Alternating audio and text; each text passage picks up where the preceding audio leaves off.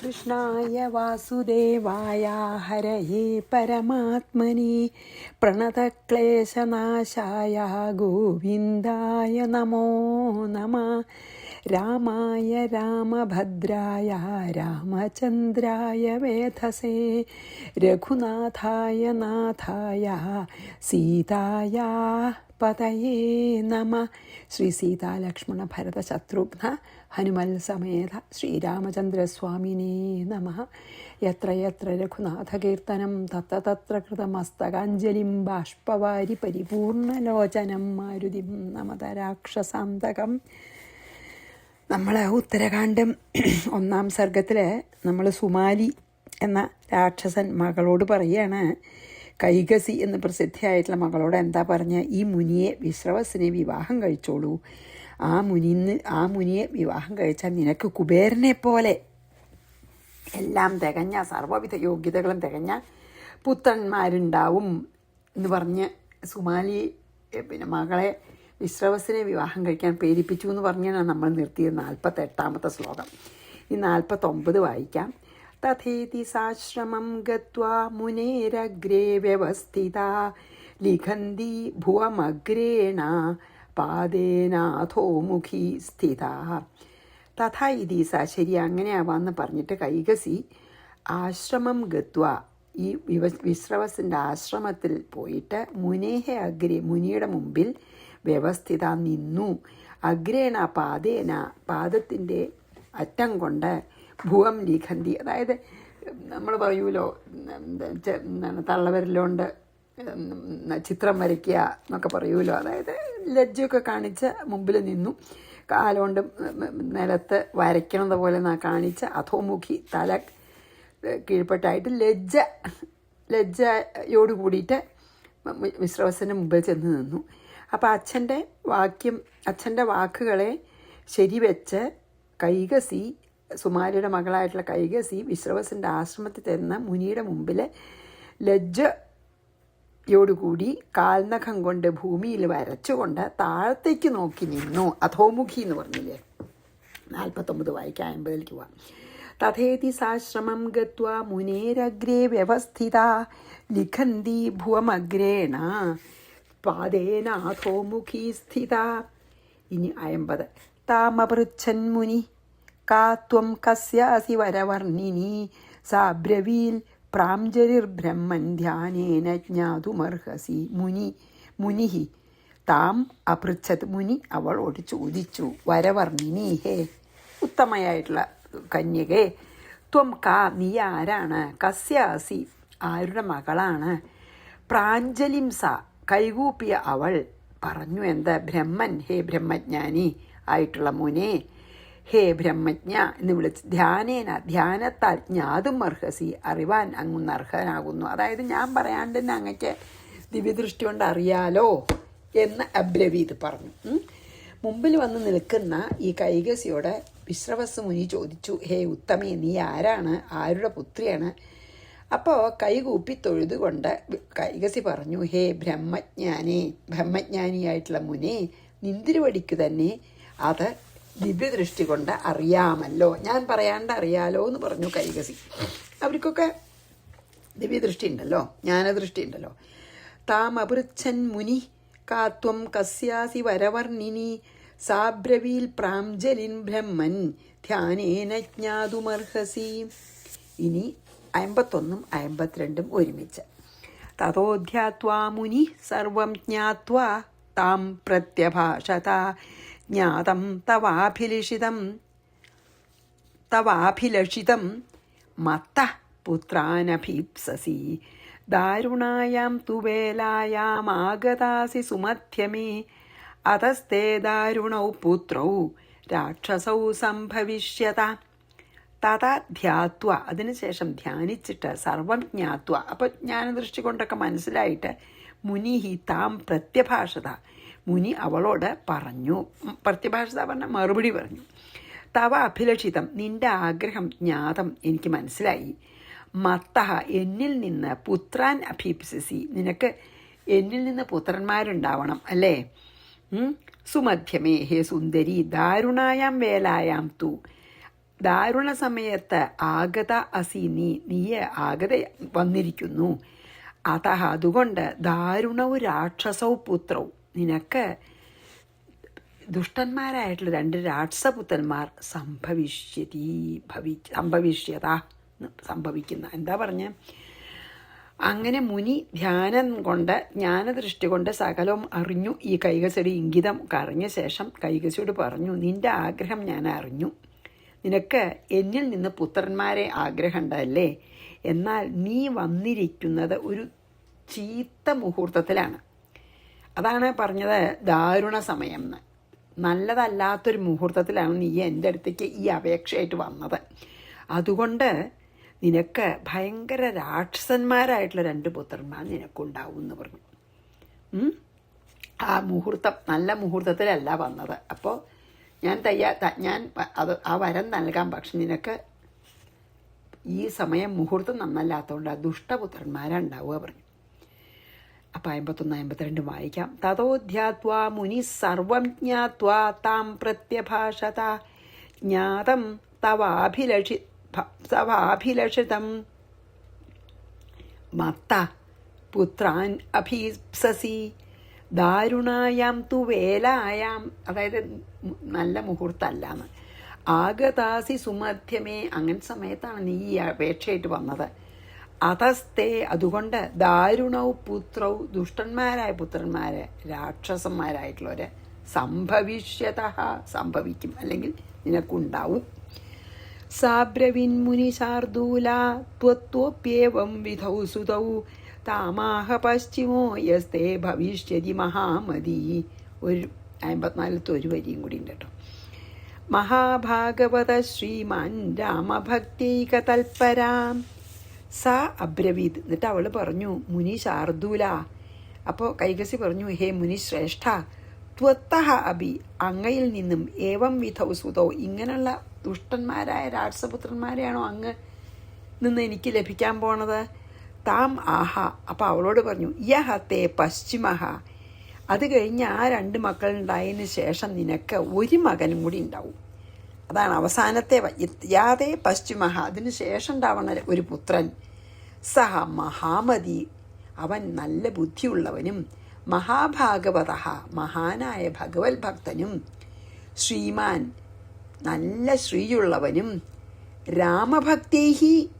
രാമഭക്തൈക തൽപര, രാമഭക്തിയിൽ നല്ല താല്പര്യമുള്ളവനും ഭവിഷ്യതി ആയി ഭവിക്കും. അപ്പോൾ കൈകസിക്ക് വിഷമായി, 2 ദുഷ്ടപുത്രന്മാരുണ്ടാവും എന്ന് പറഞ്ഞു. അപ്പോൾ കൈകസി ചോദിച്ചു, ഹേ മുനിശ്രേഷ്ഠ, അങ്ങയിൽ നിന്ന് ഈ മാതിരി 2 ദുഷ്ടപുത്രന്മാരാണോ എനിക്ക് ലഭിക്കാൻ പോണത്? അപ്പം മുനി പറഞ്ഞു, പേടിക്കണ്ട, നിനക്ക് പിന്നെ ഇത് കഴിഞ്ഞിട്ട് ഒടുവിലുണ്ടാകുന്ന ഒരു പുത്രൻ, നിന്റെ പുത്രൻ മഹാബുദ്ധിശാലിയും നല്ല ഭാഗവതോത്തമൻ, മഹാനായ ഭഗവത് ഭക്തനും ശ്രീമാനും ശ്രീരാമനിൽ അതിയായ ഭക്തിയുള്ളവനും ആയി ഭവിക്കും എന്ന് പറഞ്ഞു. അപ്പോൾ അതാണ് വിഭീഷണൻ അല്ലേ? അങ്ങനെ പറഞ്ഞു. 2 ദുഷ്ടന്മാരായ രാക്ഷസന്മാർ ആദ്യം ഉണ്ടാവും എന്ന് പറഞ്ഞാൽ രാവണനും കുംഭകർണനും. അത് കഴിഞ്ഞിട്ട് പിന്നെ 3ാമത് നല്ല ഭക്തനും ബുദ്ധിമാനും ശ്രീരാമഭക്തനുമായിട്ടുള്ള ഒരു ഭാഗവതോത്തമനായിട്ടുള്ള ആൾ വരുന്നു പറഞ്ഞ വിഭീഷണനാണ് കേട്ടോ. സാബ്രവീൻ മുനി ശാർദൂല ത്വത്തോപ്യേവം വിധൗ സുതൗ താമാഹ പശ്ചിമോ യസ്തേ ഭവിഷ്യതി മഹാമതി മഹാഭാഗവത ശ്രീമാൻ രാമഭക്തൈക തൽപര, രാമഭക്തിയിൽ താല്പര്യമുള്ളതും നല്ല ഭാഗവതോത്തമനായിട്ടുള്ള ആളുണ്ടാവും ഇവർ കഴിഞ്ഞിട്ടെന്ന് പറഞ്ഞു അല്ലേ. ഇനി 54 ഒരു വരിയും 55, 56 ഒരു വരിയും അങ്ങനെ എടുത്താലേ അത് അർത്ഥം ശരിയാവുള്ളൂ. അതുകൊണ്ടാണ് ഇത്യുക്ത സാ തദാ കാലേ സുഷുവേദശകന്ധരം രാവണം 20 ഭുജം ദശശീർഷം സുദാരുണം തദ്രക്ഷോ ജാതമാത്രേണ ചചാല ച വസുന്ധര ബഭൂവുർനാശഹേതൂനി നിമിത്യാന്യഖിലാന്യപി ഇതി ഉക്ത്വ. ഇങ്ങനെ പറഞ്ഞിട്ട് അവൾ ദശകന്ധരം, അതാണ് പിന്നെ രാവണനുണ്ടായി, 10 തലകളോടും 20 ഭുജം 20 കൈകളോടും കൂടിയവനും സുദാരുണം ഏറ്റവും ഭയങ്കരനുമായ രാവണനെ കാലേ സുഷുവേ ഒരു സമയം വന്നപ്പോൾ പ്രസവിച്ചു. ആരെ? 10 തലയും 20 കൈയുള്ള രാവണനെ. തദ്രാക്ഷോ ജാതമാത്രേണ ആ രാക്ഷസന്റെ ജനനം കൊണ്ട് ജനിച്ച ഉടനെ ആ രാക്ഷസനുണ്ട് ഭൂമിയിലേക്ക് ജനിച്ച് വീണപ്പോൾ വസുന്ധര ഭൂമി ചചാല ഭൂകമ്പണ്ടായി, ചലിച്ചു ഭൂമി. നാശഹേതൂനി നാശഹേതുക്കളായ അഖിലാനി നിമിത്താനി പല ദുശകുനങ്ങളും ബഭൂവു ഉണ്ടായിന്ന്. ഇങ്ങനെ മുനി പറഞ്ഞു. അവൾ ഗർഭം ധരിച്ചു. സമയം വന്നപ്പോൾ 10 തലയും 20 കൈകളുമുള്ള ഭയങ്കര സ്വരൂപനായിട്ട് രാവണനെ പ്രസവിച്ചു.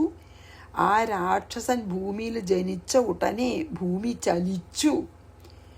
എന്നിട്ടോ നാശങ്ങളെ സൂചിപ്പിക്കുന്ന ദുശകുനങ്ങൾ പലതും കാണാൻ തുടങ്ങി. പല ലക്ഷണങ്ങളും, നാശത്തിനെ സൂചിപ്പിക്കുന്ന പല ലക്ഷണങ്ങളും കണ്ടു രാവണൻ ജനിച്ചപ്പോഴേ. ഇത്യുക്ത്വാ സാ തദാ കാലേ സുഷുവേദശകന്ധരം രാവണം 20 ഭുജം ദശശീർഷം സുദാരുണം തദ്രക്ഷോ ജാതമാത്രേണ ചചാല ച വസുന്ധര. ചചാല വസുന്ധര ച ഭൂമിയല്ലേ, ഭൂമി ചലിച്ചു, ഭൂകമ്പണ്ടായി.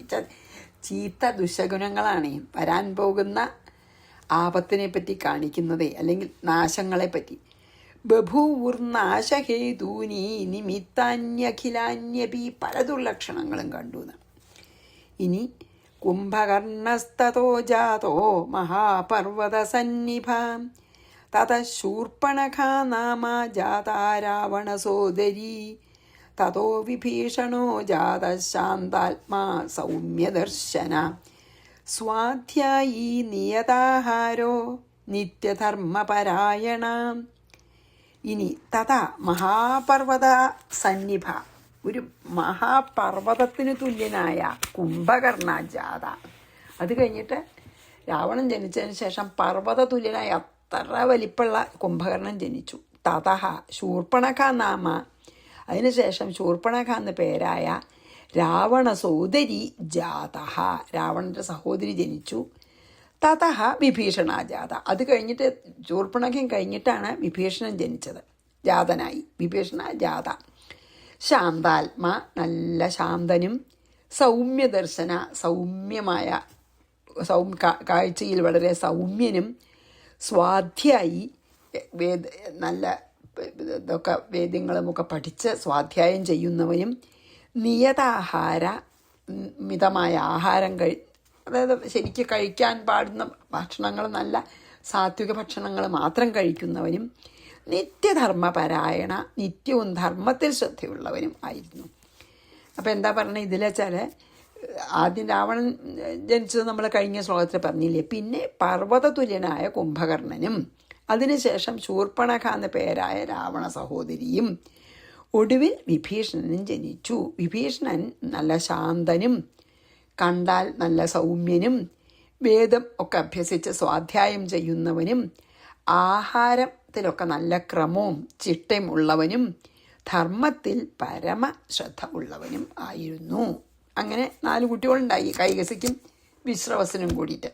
ഈ വിശ്രവസനിൻ്റെ മകനാണ് കേട്ടോ കുബേരൻ അല്ലെങ്കിൽ വൈശ്രവണൻ. അതുകൊണ്ടാണ് രാവണൻ്റെ സ്റ്റെപ്പ് ബ്രദർ ആവണതേ. ഇനി നമുക്ക് അത് വായിച്ചിട്ടും അടുത്തേക്ക് പോവാം.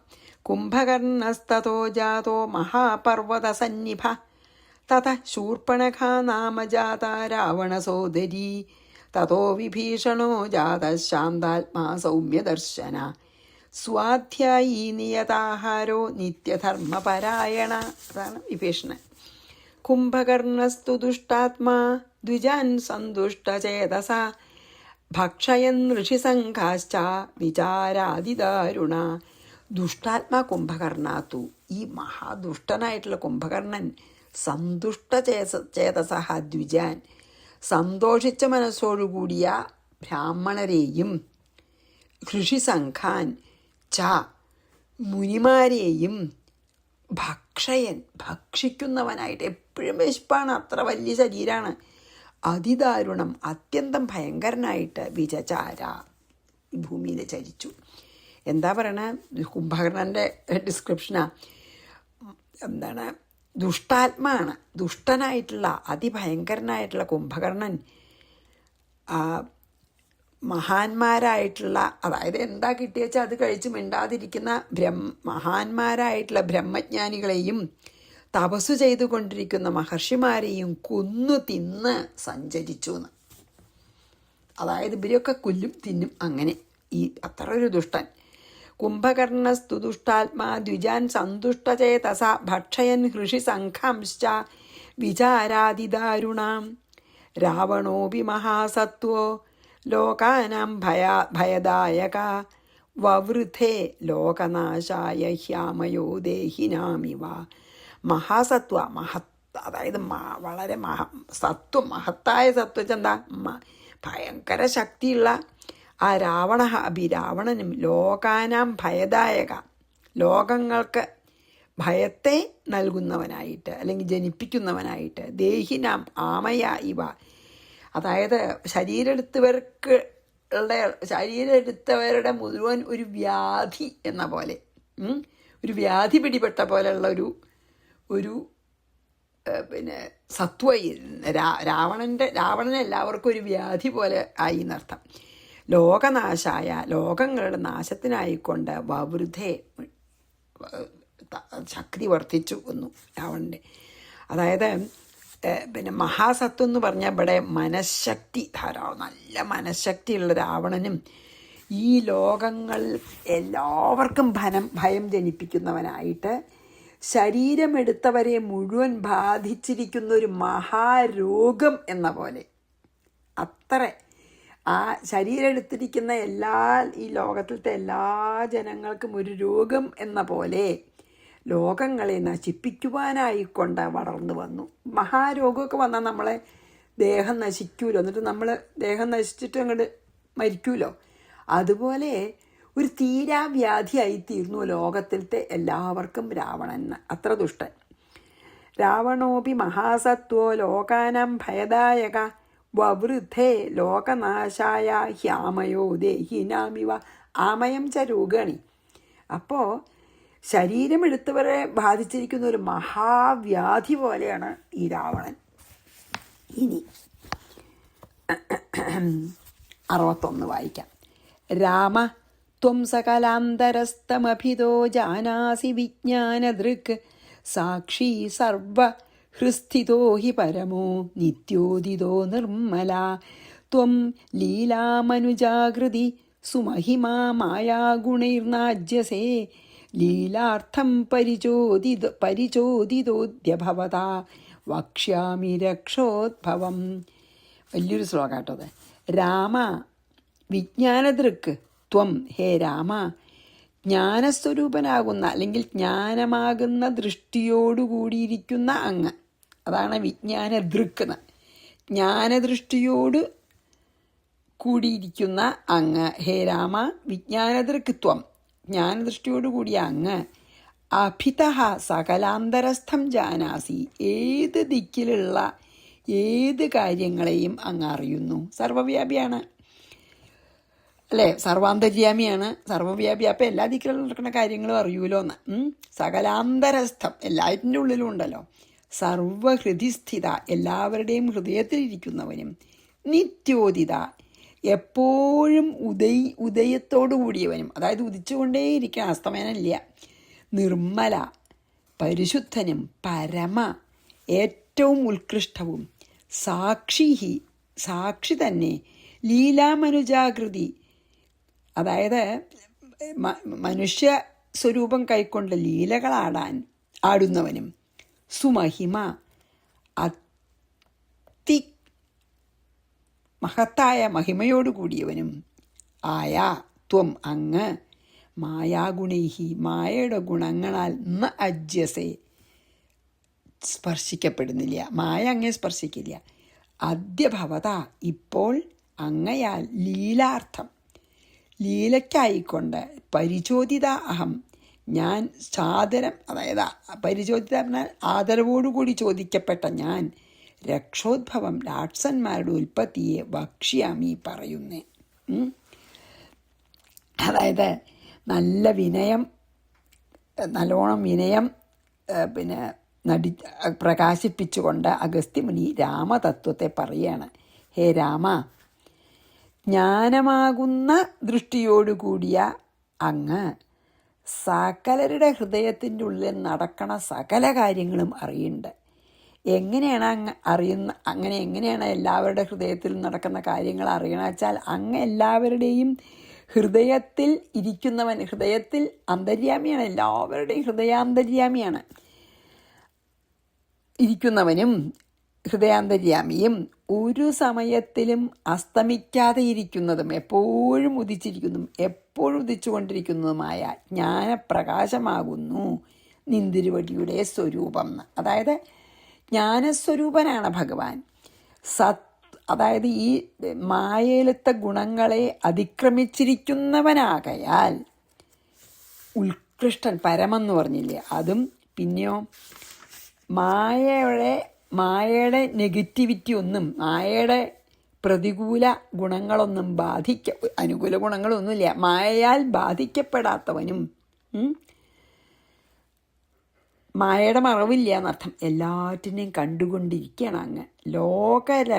അതായത് ലോകരക്ഷയാണ് അങ്ങയുടെ അവതാരത്തിൻ്റെ ഉദ്ദേശം. ലോകത്തിൻ്റെ നന്മയ്ക്കായിക്കൊണ്ട് ലീലകളാടാൻ മനുഷ്യാകൃതി ധരിച്ചിരിക്കുന്ന മഹാത്മാവുമായ അങ്ങയെ മായാഗുണങ്ങൾ സ്പർശിക്കുന്നതേയില്ല എന്നർത്ഥം അല്ലേ. അതുകൊണ്ട് നിന്തിരുവടിക്ക് എന്നിൽ നിന്ന് കേട്ടറിയേണ്ടതായിട്ട് ഒന്നുമില്ല, ഞാൻ അങ്ങക്ക് പറഞ്ഞു തരേണ്ടതായിട്ട് ഒന്നുമില്ല. ജ്ഞാനസ്വരൂപനാണ്, ഹൃദയാന്തര്യാമിയാണ്, ലോകത്ത് നടക്കുന്നത് മുഴുവൻ അറിയാം. എങ്കിലും മനുഷ്യനായി അവതരിച്ച ലീലകളായി മനുഷ്യനാണെന്ന് അഭിനയിക്കുവാനായിട്ട് എന്നോട് പറഞ്ഞില്ലേ ഈ കഥ. അതുകൊണ്ട് ഞാൻ രാക്ഷസന്മാരെങ്ങനെയാണ് ഉണ്ടായെന്നുള്ള ആ കഥ പറഞ്ഞിരുന്നു. ഇതൊന്നും അങ്ങക്ക് അറിയാത്തതൊന്നുമല്ല. അതായത് വിശ്രവസ്സും കൈകസ്യ വിവാഹം കഴിച്ചതും ഇവരുണ്ടായ കഥയും കുബേന്ദ്രൻ്റെ കഥ എല്ലാം അങ്ങക്ക് അറിയാം. പക്ഷേ മനുഷ്യരൂപം സ്വീകരിച്ച് ഒരു മനുഷ്യനെ പോലെ പെരുമാറിയിട്ട് സാധാരണ മനുഷ്യനാണ്, എനിക്കൊന്നും അറിയില്ല എന്നുള്ള നാട്യത്തിൽ എന്നോട് ചോദിച്ചത് കൊണ്ട് ഞാൻ പറഞ്ഞു. അങ്ങക്ക് അറിയണത് തന്നെയാണ് ഇതെല്ലാം എന്ന് എനിക്കറിയാമെന്ന് പറയാണ് അഗസ്ത്യനെ. ചോദിച്ചതുകൊണ്ട് ആ വിവരമൊക്കെ പറഞ്ഞതാ. രാമ ത്വം സകലാന്തരസ്തമഭിതോ ജാനാസി വിജ്ഞാനദൃക് സാക്ഷി സർവഹൃസ്ഥിതോ ഹി പരമോ നിത്യോദിതോ നിർമ്മല ത്വം ലീലാമനുജാകൃതി സുമഹിമാ മായാഗുണൈർനാജ്യസേ ലീലാർത്ഥം പരിചോദിതോദ്യ ഭവതാ വക്ഷ്യാമി രക്ഷോദ്ഭവം. അതുകൊണ്ട് ഞാൻ പറഞ്ഞു അത്രയേ ഉള്ളൂ എന്ന്. ഇനി നമുക്ക് 2 ശ്ലോകേ ഈ അതിലുള്ളൂ, അത് തീർക്കാം. ജാനാമി കേവലമനന്തമചിന്യ ശക്തിം ചിന്മാത്രമക്ഷരമജം വിദിതാത്മതത്വം ത്വാം രാമഗൂഢ നിജരൂപമനുപ്രവൃത്തോ മൂഢോപ്യഹം ഭവദനുഗ്രഹതശ്ചരാമി. രാമ, ഹേ രാമ, മൂഢനാകുന്നുവെങ്കിലും ഞാൻ ത്വാം അങ്ങയെ കേവലം ഏകനും അനന്തനും അചിന്യശക്തി ചിന്തയ്ക്കതീതമായവനും ചിന്മാത്രം ജ്ഞാനസ്വരൂപനും അക്ഷരം ക്ഷരം നാശമില്ലാത്തവനും അജം ജന്മമില്ലാത്തവനും വിദിതാത്മതത്വം ആത്മസ്വരൂപത്തോടു കൂടിയവനും ഗൂഢനിജരൂപം മറയ്ക്കപ്പെട്ട സ്വന്തം രൂപത്തോടു കൂടിയവനുമായിട്ട് ഭവാന്റെ അനുഗ്രഹത്താൽ ജാനാമി, എനിക്ക് അങ്ങ് ആരാന്നറിയാം.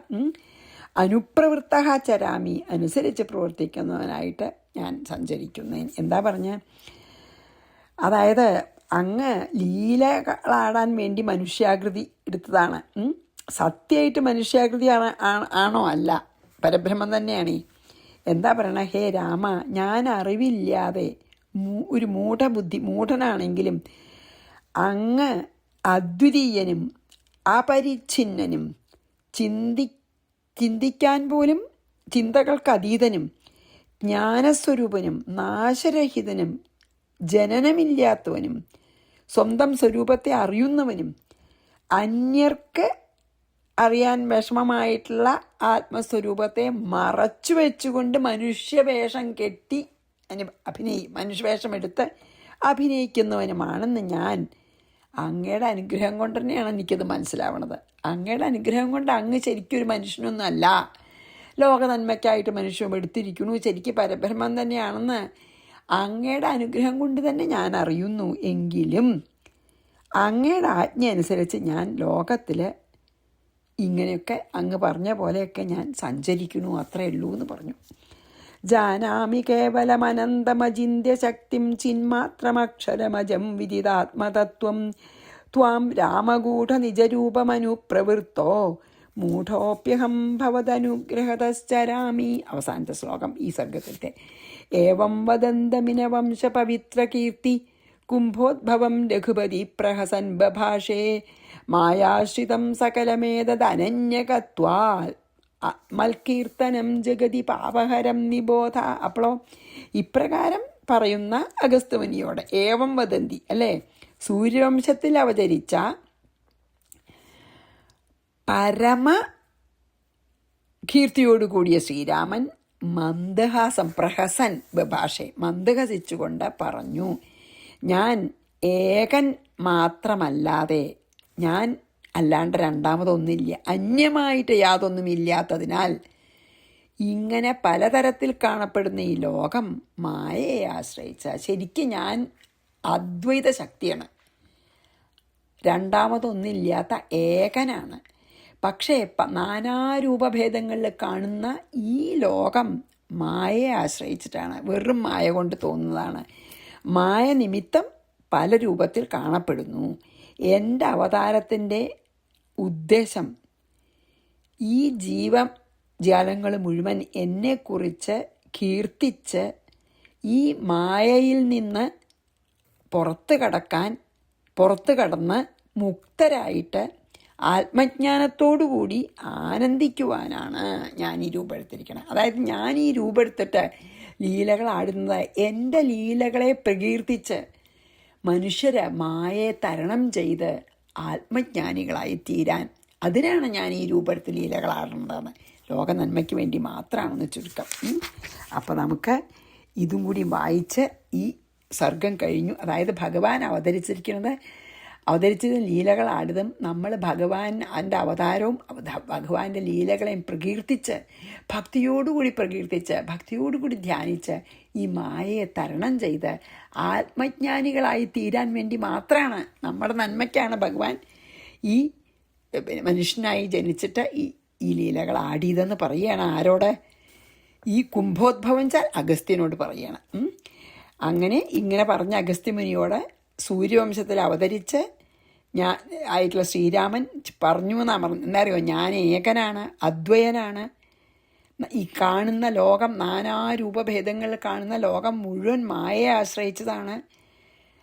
ഈ എൻ്റെ അവതാരത്തിൻ്റെ പ്രയോജനം എല്ലാ ജീവജാലങ്ങളും എന്നെക്കുറിച്ച് കീർത്തിച്ച് മായയ്ക്ക് അതീതമായി പോയി ജ്ഞാനികളായി തീരട്ടെ, അതിനാണ് ഞാൻ ഇതെടുത്തിരിക്കുന്നത് എന്ന് പറഞ്ഞ് നമുക്ക് നിർത്താട്ടോ. ഏവം വദന്തമിന വംശപവിത്ര കീർത്തി കുംഭോദ്ഭവം രഘുപതി പ്രഹസൻ ബഭാഷേ മായാശ്രിതം സകലമേതദനന്യകത്വാൽ മൽകീർത്തനം ജഗതി പാപഹരം നിബോധ. ഇതി ശ്രീമദ് ഉമാമഹേശ്വര സംവാദേ ഉത്തരകാണ്ഡേ പ്രഥമ സർഗ. ശ്രീകൃഷ്ണാർപ്പണമസ്തു. സർവത്ര ഗോവിന്ദനാമ സങ്കീർത്തനം. ഗോവിന്ദ ഗോവിന്ദ. ശ്രീ സീതാലക്ഷ്മണ ഭരശത്രുഘ്ന ഹനുമൽ സമേത ശ്രീരാമചന്ദ്രസ്വാമിനേ നമ. ഗുരുവായൂരപ്പ ശരണം.